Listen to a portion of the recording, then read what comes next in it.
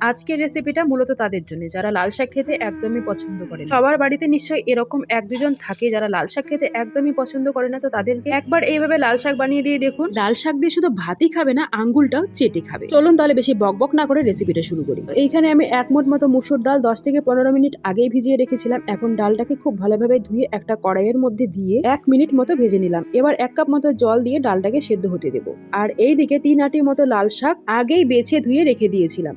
আর লাল শাকটাকে ধুয়ে কিন্তু আমি জলটা ঝরিয়ে নিয়েছি। এবার লাল শাকটাকে যেটা করতে হবে, কুচি কুচি করে কেটে নিতে হবে। আর লাল শাকটাকে যতটা কুচি করে কেটে নেওয়া যাবে ততই কিন্তু রেসিপিটা খেতে বেশি ভালো লাগবে। আর এরই ফাঁকে রেসিপিটা দেখার সাথে সাথে আমাকে কিন্তু অবশ্যই একটা কমেন্ট করে দিয়ে যাবেন যে আপনাদের কাকে কাকে লাল শাক খেতে ভালো লাগে কিংবা ভালো লাগে না। আর আপনাদের বাড়িতে এরকম কজন ঘাটতেরা আছে যারা লাল শাক খেতে একদমই পছন্দ করে না। আমার বাড়িতে কিন্তু 2 জন আছে যারা একদমই লাল শাক খেতে পছন্দ করে। তো দেখো, কথা বলতে বলতে আমার কিন্তু লাল শাকটা কাটা হয়ে গেছে আর এরই মধ্যে ডালটাও কিন্তু সেদ্ধ হয়ে গেছে। আর ডালের মধ্যে খুব সামান্য জল ছিল, এরই মধ্যে লাল শাকটা দিয়ে দিতে হবে। এইবারে যেটা করতে হবে, স্বাদ মতো লবণ দিয়ে ডাল আর শাকটাকে একসঙ্গে খুব ভালোভাবে মিশিয়ে নিতে হবে। আর এখানে একটা কথা বলে দিই, এই সময় লবণের পরিমাণটা কিন্তু একটু কম করে দিলেও চলবে। শেষের দিকে লবণটা যদি কম মনে হয় তাহলে স্বাদ বুঝে আবার একটু লবণ অ্যাড করে দিতে পারবো। এইদিকে দেখো, লাল শাকটা কিন্তু ঢেকে দিয়ে আমি ডালের সঙ্গে আবারও কিছুক্ষণ সেদ্ধ করে নিয়েছি। এখন ডাল আর শাক পুরোপুরি সেদ্ধ হয়ে গেছে। আর শাকটা সেদ্ধ হতে কিন্তু একদমই বেশি টাইম লাগে না। ডাল আর শাক খুব ভালোভাবে সেদ্ধ হয়ে গেছে। একদম শুকনো শুকনো করে নিয়ে ডাল আর শাক আমি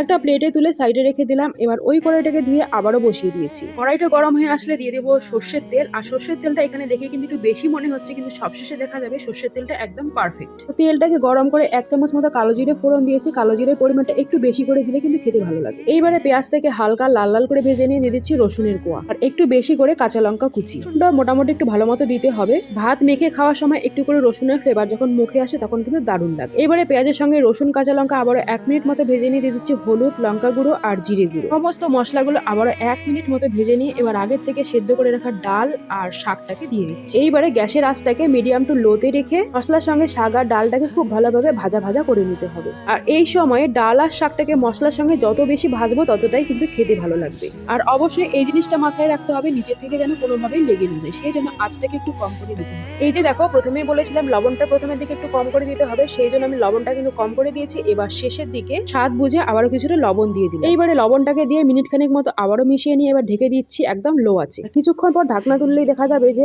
সাইড থেকে কিন্তু সুন্দরভাবে তেল ছেড়ে দিয়েছে।